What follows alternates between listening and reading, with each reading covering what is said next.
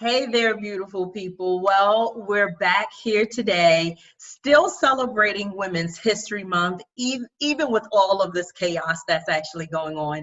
Today, I am so excited because I have with me my personal trainer, my PT, Jonese Holloway. Hey! So, y'all, I have been on this whole let's celebrate our queens, our Black entrepreneurial women who are they're doing their thing, whether it is, of course, in business, community, in their family. We're here just to share some information and give you all insight into her particular line of business, right? Which, of course, like I said, she keeps me looking tight. Y'all be like, girl, you know good. And it's because of her.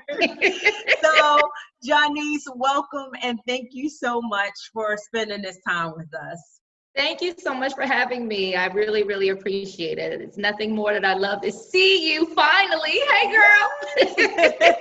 I know, right? They got us, separated and quarantined and all that other stuff. And I've been missing it like crazy. So before I kind of go off on my wild tangent, because I appreciate not only her services, but I appreciate her friendship, her sisterhood, her integrity, all of that. I've never had a personal trainer like Jonese, and it completely shows, not only in my body, but also, if you have not seen her around, she's been on various TV shows and stations and podcasts and all of these things because, they recognize what it is that she has to offer as well. So again, Jonese, thank you so much. Thank you for that. She don't have on her, little. I know my little workout stuff. I'm like, yeah. As I told you, I am Jonese, the CEO of JB Fitness. Okay, Jonese. So, okay, she's I'm still the trainer. Yes, right yes. But I thought I would show up differently. Nice. Well, we thank you, and you look beautiful. Of Thank course. you so much. So how I start off every show is I want to know, and I would love for you to tell me, who is Jonese? In your own words, who is Jonese? That is a great question. And I would say, you know what, to be honest with you, since the state of our new normal is changing, the person that Jonese is I don't know. And the reason why I say that is because that through every adversity, we surprise ourselves. And I'm actually surprising myself in this moment, from personal changes in my life to professional changes. The person that I'm becoming and I'm shaping out to be, I haven't met this person, but let me tell you what I do know. I know that I like her. I know that she's brave. I know that she's courageous. I know that she's vulnerable. I love spending time with her and listening to her thoughts just ramble on. So the person that I'm evolving into be and who I'm going to be after this, I haven't seen this version of myself before, but I'm excited to take this journey, and I like who I'm showing up to be every day. I'm surprising myself in amazing ways. You know how you pull something out of yourself that you didn't know you had? I'm pulling stuff out of me that I'm like, wow, I haven't seen that in a long. Okay, wow, you still know how to do that? Wow, just new stuff. So I like it. So I'm on a journey right now of self-discovery of me. Awesome. I love that response. I love it. And of course, you hit it on the head. I talk about adversity a lot and how we need to be able to evoke the power of AAA. You need to make the adjustment. You need to be agile, and you need to be aggressive. And it sounds like, of course, because of your line of business, it's personal training, it's personal contact. And during these crazy times, of course, we have our social distancing rules, and they're closing down the gyms, and they're doing all of these things. So you have to find a new way to reinvent yourself. You do. Versus, oh my gosh, my business is going to go up in flames. Blah, blah. We don't have time for that. Exactly. The creditors, as far as I know, I haven't heard of the everyday utilities saying we're going to waive your bills. Girl, no, exactly. I know some mortgage companies have, but even with that. And I think that fitness for me actually was my third or fourth reinvention. I have reinvented myself multiple times. So I think that even as I was having the conversation with myself, I was like, so are we reinventing? And it's exciting. I don't understand how people think it's scary. I love it. Yeah, it's scary. It's both. It's scary and exciting. Some days you wake up and you like, okay, what, I'm about to go kill it. And then some days you wake up and you like, oh. Kind of question yourself, right? Exactly. But not scary to the point of, not you're scary paralyzed. to the point of exactly. I was going to say, that's the thing about fear. I think that fear and being scared, it should never debilitate you. That's right. I think fear gives you clues and helps you realize, because sometimes if I am fearful, I'm like, let's talk about it. What am I fearful of? And usually it's something that I don't know, or it's the unknown. And that's all it's usually is. telling me is I need to get more information. I need to get more information about what I don't know so I can make a better decision. The more informed you are, the more that you can make a sound decision. I just think that fear, and sometimes that creeps up in all of us, but my thing is I'm a do it scared. That's my thing. I'm a move scared. I'm a do it scared. Yeah, you got to. Yeah. And then on the other side of that, usually you're like, it was nothing. So. Absolutely. I love it. So, oh my gosh, thank you. I'm so excited about this. And I love, of course, we've been how long we've been working together? Almost 2 years now. I was going to say, yes. It was right before my wedding. Yep. And how I met you is I saw you in the gym, and you weren't one of those kind of personal trainers that walked around the gym saying, hey, I personal trainer.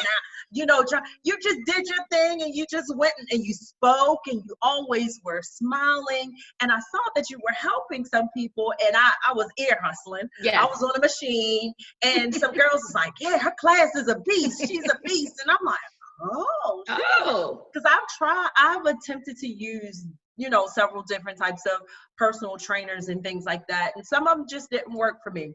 So when they said that, I was like, okay, she's in the area. Maybe I can, see how things go with her. And then when I spoke with you, and then it was history from there. And then you got me right for my wedding. You had me like, bam, bam, bam, bam. And it's so funny. We had gotten to the point where we now work each other out, right? Yes, I know, right? You had become my partner. I was like, what? Yes. And I love it. And kind of speaking of that, so kind of to my next question, I tell people it is extremely important to have an accountability partner. And even, we had that discussion. Someone asked me, are you ready to work out on your own? And I'm like, what's your point? It's important for us to have an accountability partner. Why do you think that's so important when it comes to fitness? I think it's important when it comes to fitness because there are a group of people that enjoy fitness, and then there is another sect of people that they don't. And I think in life and business, we always have to have somebody that makes us want to be greater and makes us want to do better. And I think that unfortunately, sometimes when you don't have a trainer or you don't have that person to push you, we have the tendency just as people to be good at mediocrity or what we're used to. So we have a tendency, because we're creatures of habit, we do the same thing, we like the same thing, we do the things that we enjoy doing is the bottom line, because very few of us like to be uncomfortable or like to be in situations where we're not in control and don't know what to do. So I think that in my line of work, I always find, which is so interesting to me, people want to please me more than they want to please themselves. They are looking to me. They are looking to me as the person to say, good job, congratulations. They're going to push for me harder than they would ever push for themselves, which I always find so interesting. I'll tell them, they'll do it. And I say, you got another round. And they'll look at me like, but no, I don't. And I say, you're going to give me another round. And somehow they find it within them. Exactly. But they do it because they feel as though, one, I've made a commitment to this person, a lot of times, which is me, or they are committed to the financial investment that they've made. Absolutely. But when it comes to themselves, sometimes when they say, oh, I've had enough, oh, I did it, I'll do it tomorrow. We give ourselves excuses. We give ourselves the easy way out. So I think that's why it is important to have that other person to push you. Like I just said, because sometimes you don't know what's deep down inside of you until you are pushed and until you are called upon to be great, to see great. And a lot of times people are amazed at what their bodies will allow them to do if they're just convinced in it in their mind. Everything starts with mind. The mind is so powerful because the mind tells you, no, I can't do it. Your body may have a couple more, but once your mind says no, or they're fearful, or they're scared, because, I had a client one time, she was just so convinced because her mother used to tell her she has to be careful when she goes outside, she's going to fall. And I think I wanted her to do single leg lunges, and she's a very tall woman, and she was so concerned about, but no, I'm going to fall because I have bad balance. I'm like, well, who told you that?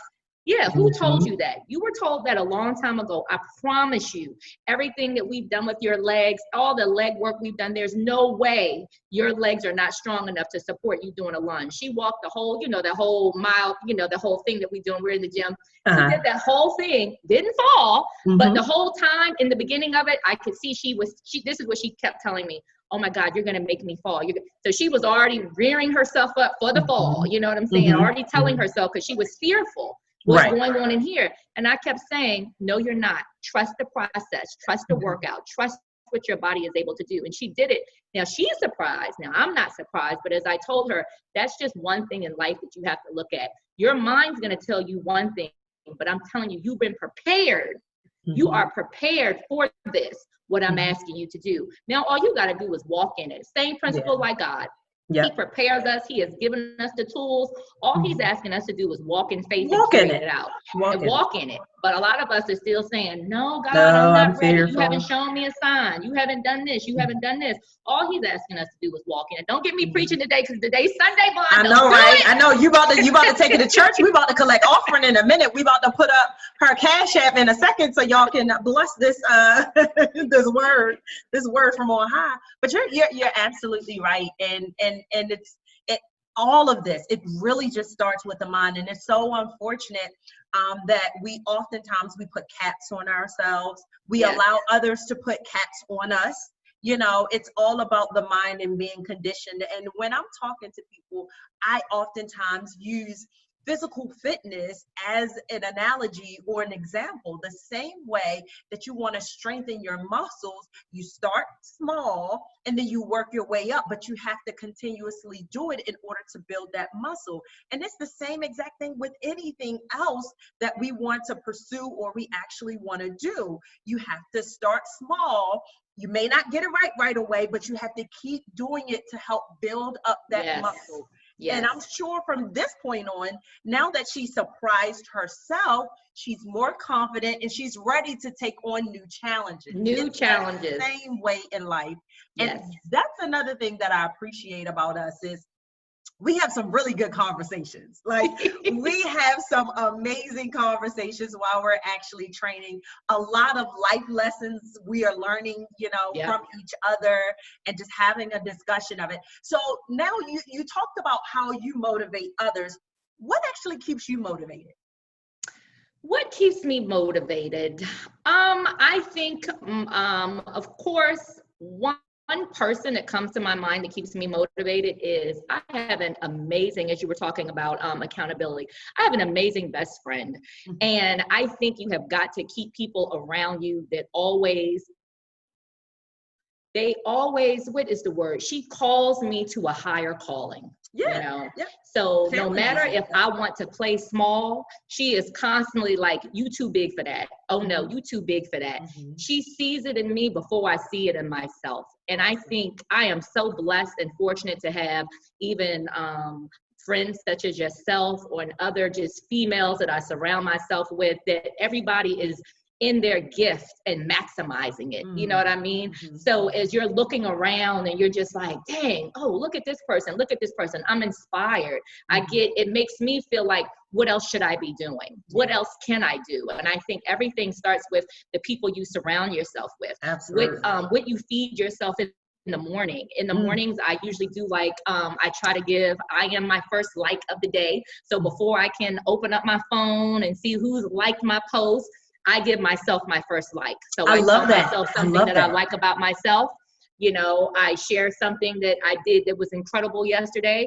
I know sometimes people in my fitness classes probably don't understand.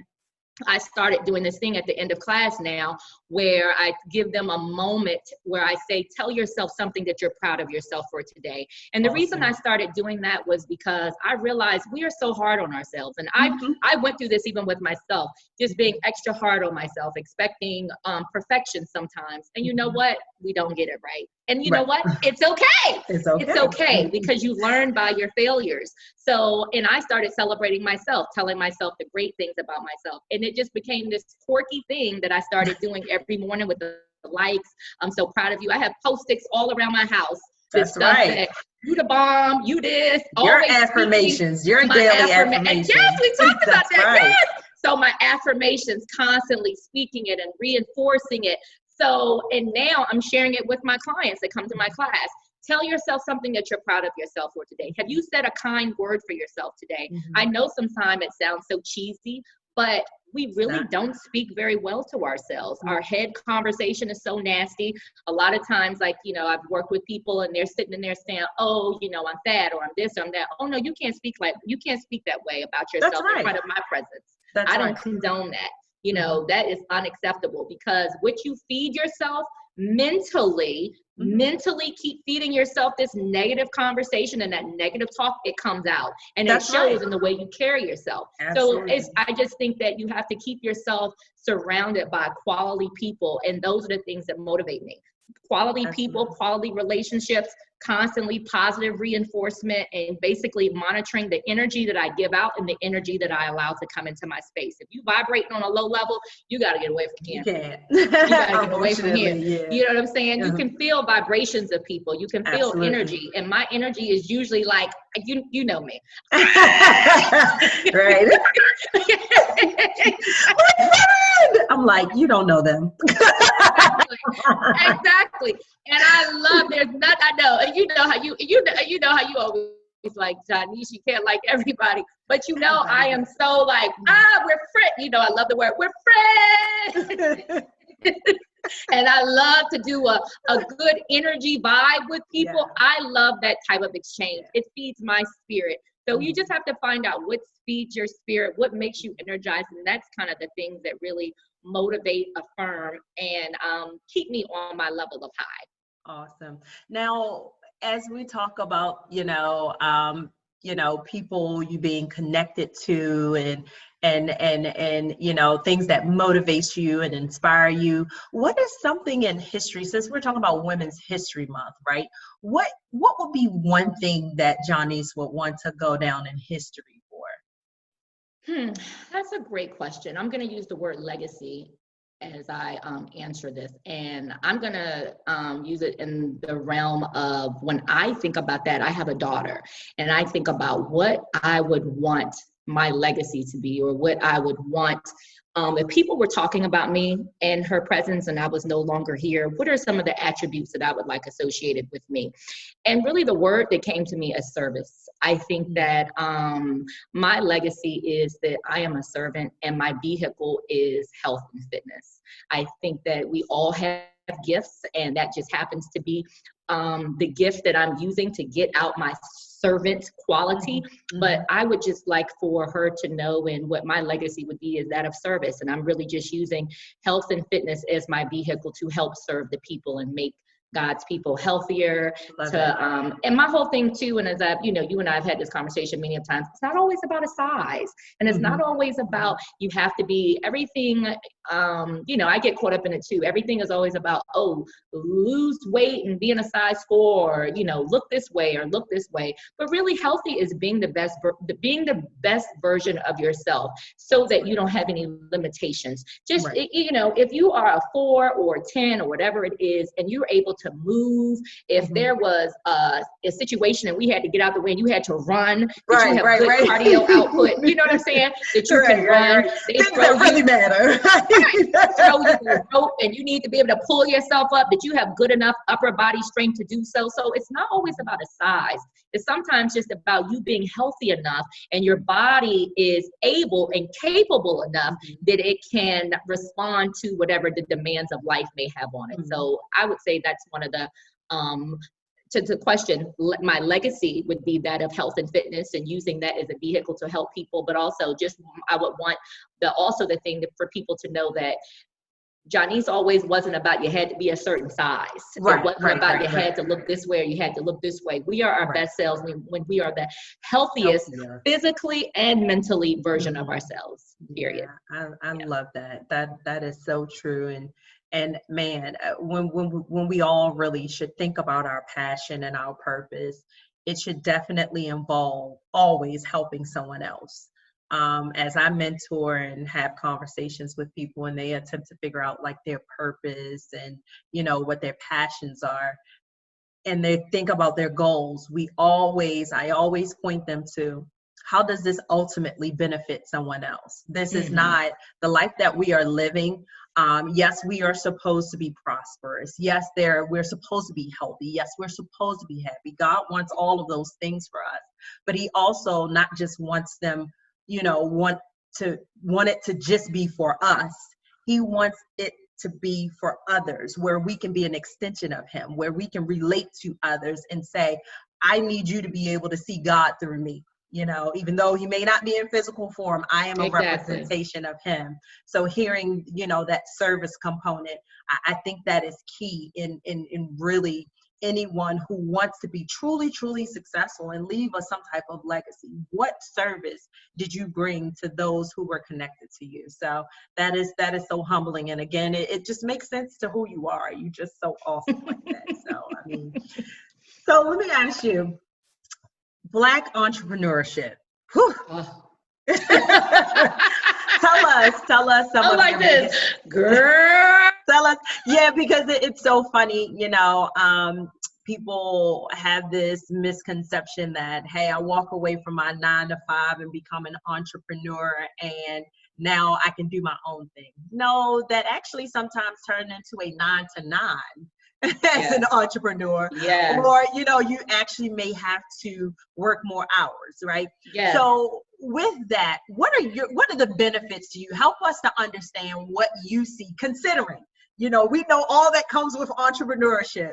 What are some of the benefits that you see as being an entrepreneur? Well, I'm going to answer this question twofold. I think it depends on the individual. The reason why I took this path is because I came from a corporate world, and no matter what job I ever had, usually after about a year or 2 years, I was like, they get the best out of me in my first 1 to 2 years. Anything over that, I was always like, it's time for me to quit and find something else. I'm over it. I need to be, because I'm like, I need to be re-energized. I need to be around new people. I need a new experience. I need to learn new things.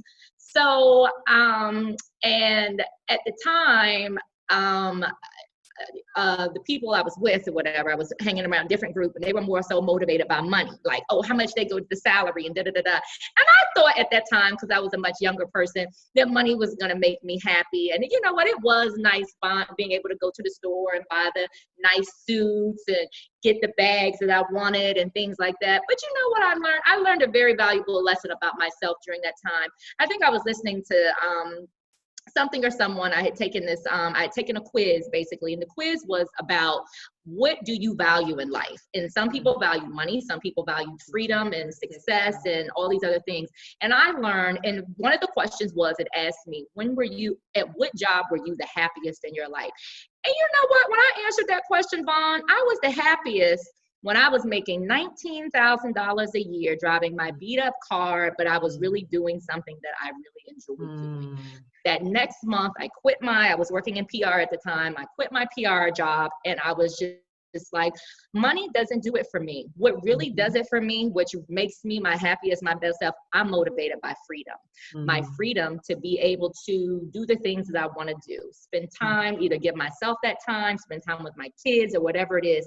So it's never really about the money for me. It's more so about my freedom. So as I'm usually evaluating things, I'm usually like, oh my God, how much of my freedom is this going to cost? You know, right. Because I know if I give up too much of my time, you're not going to get the best version of myself, because I have to have a certain amount of time that I save just for myself, whether it's for me to just do whatever. I just want it to be my time. So I figured out that's what motivates me, my freedom, and trying to find a job that would give me that. So that's kind of how I landed down the rabbit hole of entrepreneurship and fitness.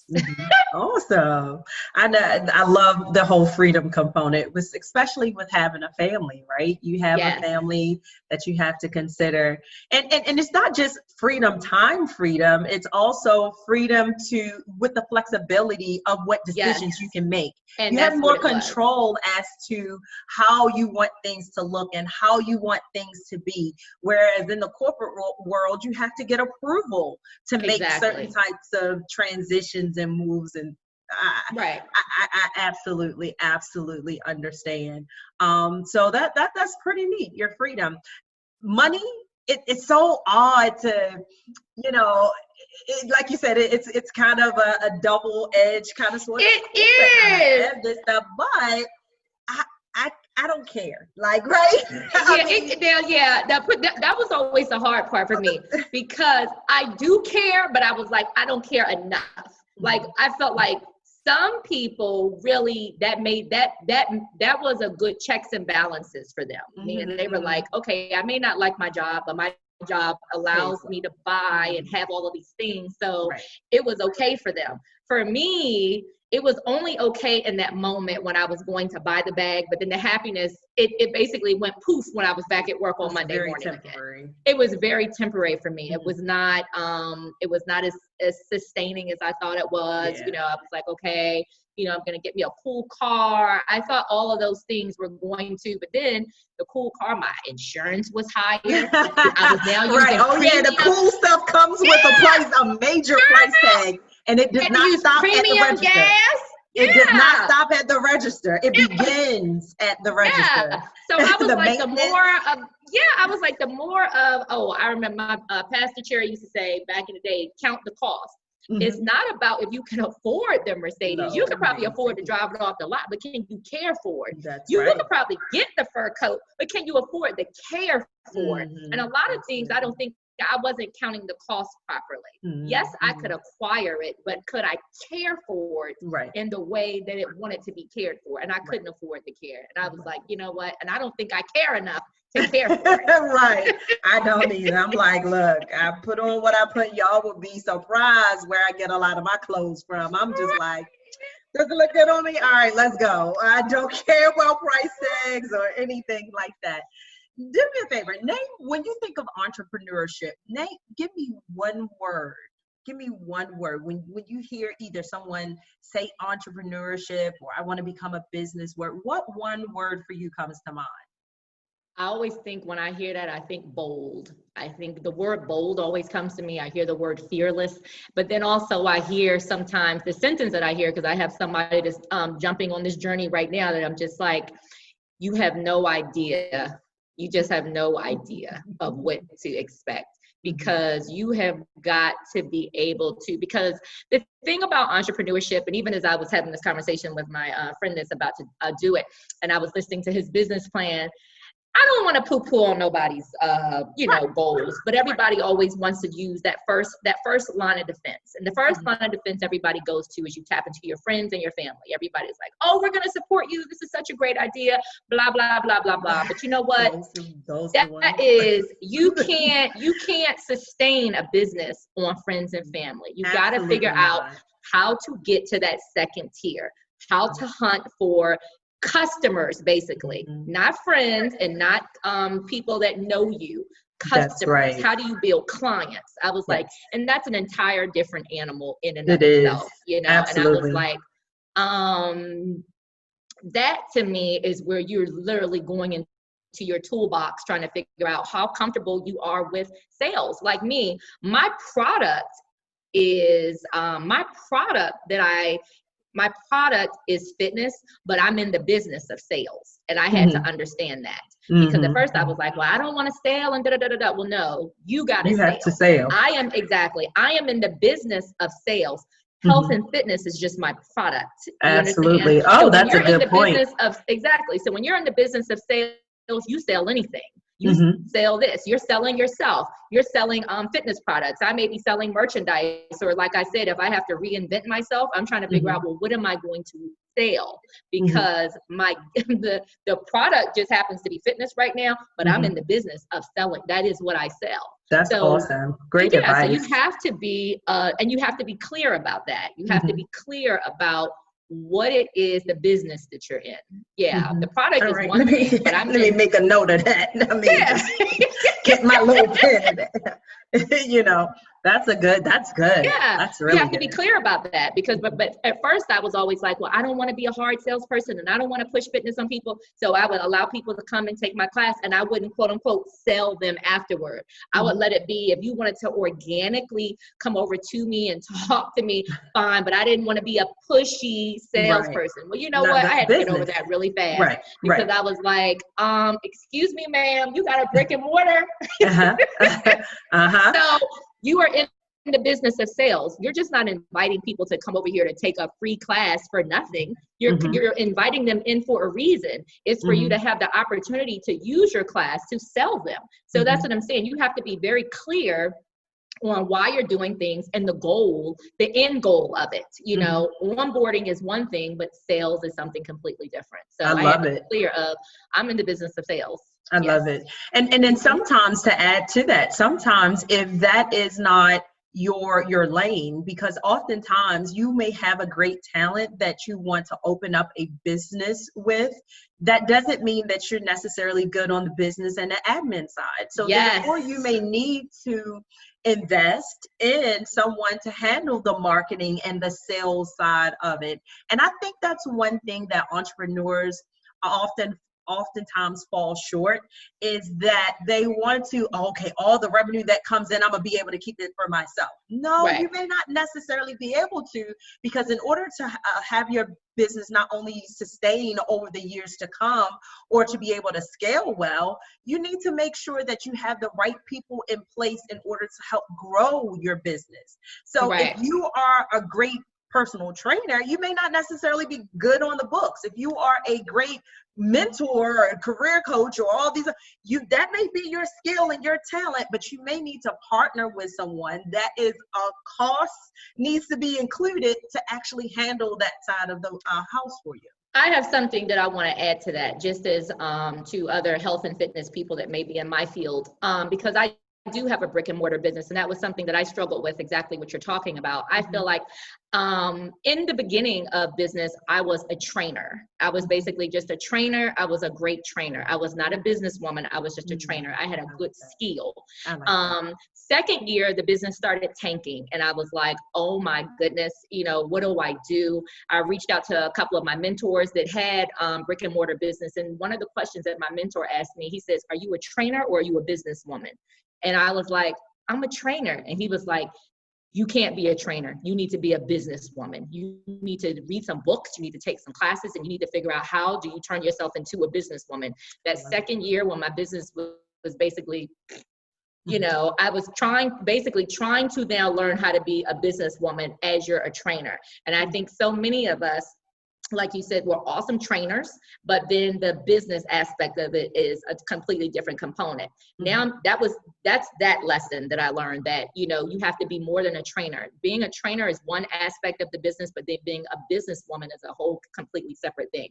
Now I'm going to talk about when you have quote unquote your trainer friends and they want the hookup because you have a brick and mortar facility. I want to make sure that I touch on that really quickly, because I deal with this a lot. Okay. And so this is like my personal thing. So I learned, like you just said, I am not great at, I sublease my facilities sometimes, but I was really not a good person subleasing it and dealing with the paperwork of it and dealing with the, hey, Jonese, what's up? It's me. That's not my gift. That is not my skill. That is not. So I hired someone to take care of that aspect of my business for me. And I always feel like when other people or my friends are not dealing with me, they always question, well, why can't I deal with you? Well, you know, my agreement is with you. And I'm like, sweetie, when we're talking business, that's right. This is business. That's the aspect of my business. Now, if you want to talk about subleasing my business, you need to talk to the person that I hired to do that and respect that. Where they, you know, a lot of people that are your friends or, you know, they think you're cool. We are cool. And it has nothing to do with it, but business is business. And the Absolutely. processes that I have put in place to run my business, they help protect me and help protect our friendship and all the other Absolutely. complications that relationships can have. And that's why those things are put in place. So I would encourage anybody that if you know that you're not good at particular area, don't think of just keeping the money for yourself.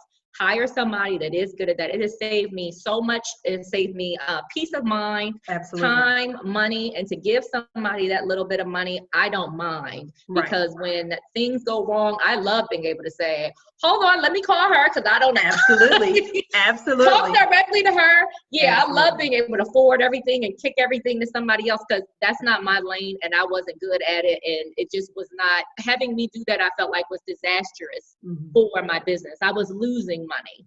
Losing money. Yes. Right. So absolutely. I just wanted to make sure that I spoke to that.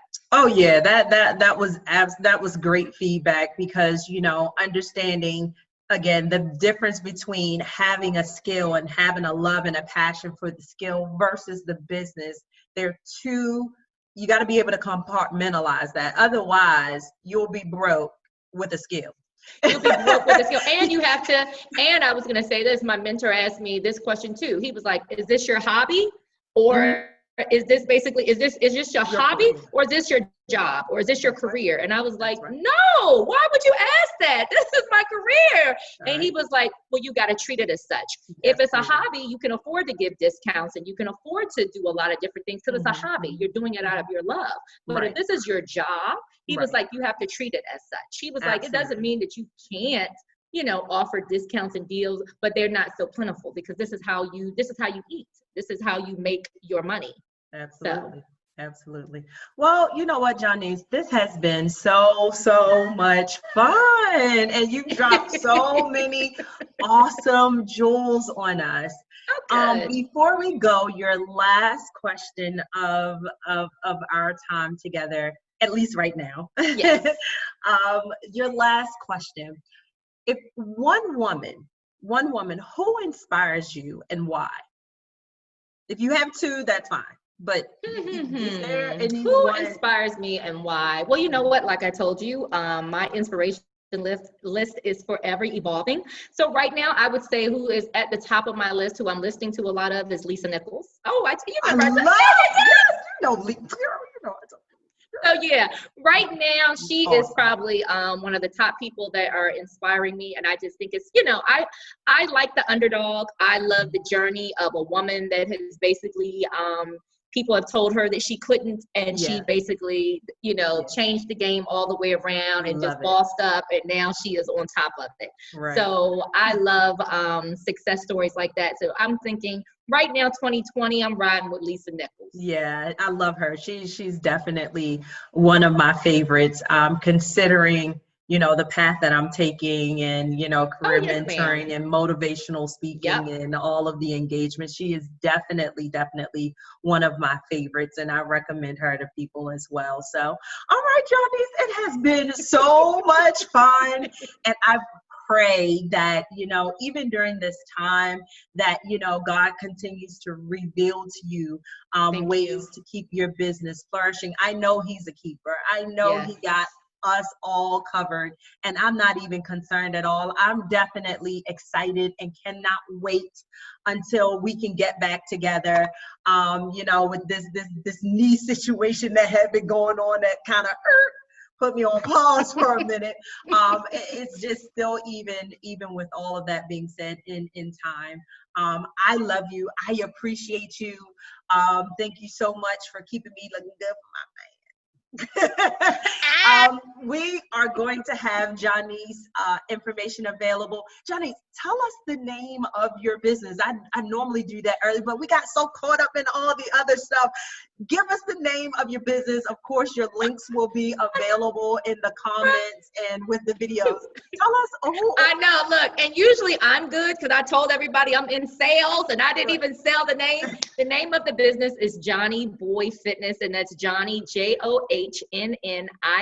Boy is BOI. Fitness.com, and that's on all social media platforms. That's IG and Facebook, Johnny Boy Fitness. Awesome. Besides fitness, what other products or services do you offer? besides the actual personal training? Currently, we Oh, yes, Uh-oh. ma'am. So we, of course, I told you I do the group fitness classes. We do Right. personal training, and now I am doing ID Life. So we sell multiple products actually to help kind of people weight loss and just continue to maintain the weight that you are at. So I've been Awesome. taking the product, so I haven't really been like, ooh, ooh, ooh, just because I like to make sure that I actually test and try the things that I sell so that I can speak to it and encourage people to say, okay, I had a great experience with this one. I like this one. This one is okay. So I've been taking them myself too. Especially, girl, during this quarantine when food ain't nailed down, I need every little, I need every food suppressant, appetite suppressant, right? Fat burner, all I know, right? All that. I need everything I can get my hands on. Absolutely. Well, again, just thank you so much for that. Of course, we talked about women who, who inspired Jonese as well as myself. One in particular, because of this whole movement, Renee Blewett. She did that is the Netflix series that I saw, and I was so inspired that she was able to tap into Black women who are entrepreneurs, who were the underdogs, who were counted out, who people didn't even realize they was killing the game like they were. So of course I was inspired, and I decided that we did that. So that's what this is from. Happy Women's History Month. Yes. And Jonese, continued success to you and Johnny Boy Fitness. Thank you so much. We out.